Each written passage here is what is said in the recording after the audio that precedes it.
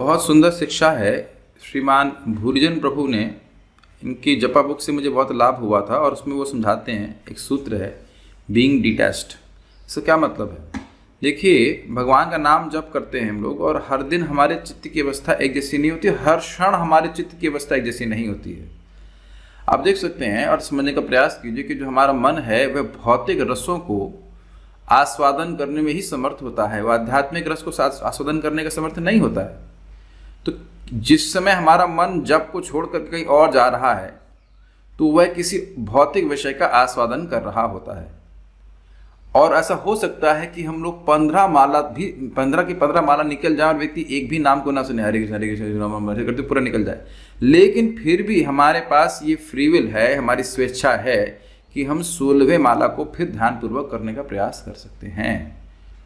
हमने देखा होगा कभी कभी मन में लगता है ये काम करना है, टू डू लिस्ट रहती है, या फ्यूचर के बारे में सोच रहे होते हैं, या किसी भक्त के प्रति हमारी द्वेष भावना आ जाती है, उसने हमसे ऐसा किया हम उसको ऐसा कर देंगे, या किसी ने हमको दुख दिया तो उसके बारे में सोचते रहते हैं, या मैं बहुत दुखी हूँ, मैं बहुत परेशान, उसने मुझे कितना दुख दिया, इस प्रकार की बहुत सारी बातें सोचते हैं। लेकिन फिर भी यह सब होते हुए भी हमको फोकस करना है और तभी हम प्रगति कर पाएंगे। ये बात समझने वाली है। समझ पा रहे हैं सबको?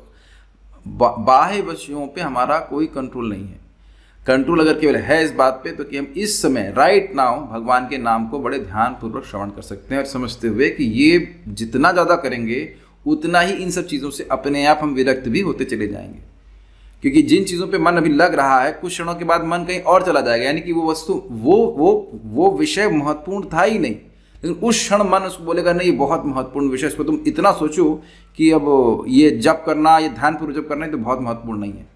ये सब समझ पा रहे होंगे मेरी बात। और इसी बात को भगवान भगवद गीता में कहते हैं, लाभा लाभव जया जयो समय सुखे दुखे समय कृत्वा लाभा लाभव जया जयो ततो युद्धाय युजस्व। श्लोक भूल गया, लेकिन आगे बात बहुत सिंपल कह रहे हैं, युद्धाय कृत निश्चय, युद्धाय कृत निश्चय। तो कह रहे हैं कि देखो तुम लाभ और अलाभ, जय और पराजय, सुख दुख की चिंता न करते हुए मेरा कर्तव्य है इसको भावना में ऐसी भावना रखते हुए तुम अपने युद्ध को करो। तो युद्ध तो अर्जुन को करना है, हमें क्या करना है? जप करना है। और एक बहुत इंटरेस्टिंग बात, अगर इसी युद्ध वाले एग्जाम्पल को लीजिए, मान लीजिए कि आप एक सैनिक हैं और आप उग्रवादी को ढूंढ रहे हैं, तो उग्रवादी दिखेगा मान लो हल्का सा तो तुरंत गोली मारने का प्रयास करेंगे, फिर वो भाग जाएगा, फिर दिखेगा तो फिर मारने का प्रयास करेंगे।